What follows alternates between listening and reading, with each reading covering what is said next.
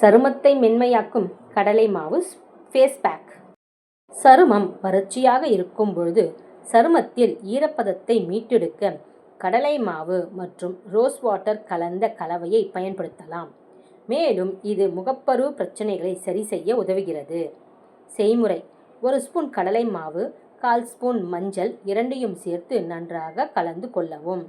இதனுடன் சிறிதளவு எலுமிச்சை சாறு மற்றும் 2 ஸ்பூன் ரோஸ் வாட்டர் சேர்த்து நன்றாக கலந்து கொள்ளவும். இதனை பேஸ்ட் வடிவில் வரும் வரை நன்றாக கலந்து கொள்ள வேண்டும். இந்த பேஸ்டை முகம் மற்றும் கழுத்து பகுதியில் நன்றாக தடவி 20 நிமிடங்கள் இருக்க வேண்டும். அதன் பிறகு தண்ணீரில் கழுவ வேண்டும். சருமத்திற்கு இயற்கையான நிறத்தை கொடுக்க உதவுகிறது. மேலும் முகத்தை பளபளப்பாக வைக்க உதவுகிறது. சிலருக்கு முகத்தில் உள்ள துளைகளை திறந்தே இருக்கும். இதை சரி செய்ய 1 ஸ்பூன் உளுத்தம் மாவு, 1/2 ஸ்பூன் மஞ்சள் சேர்த்து சிறிது பால் சேர்த்து நன்றாக கலக்க வேண்டும்.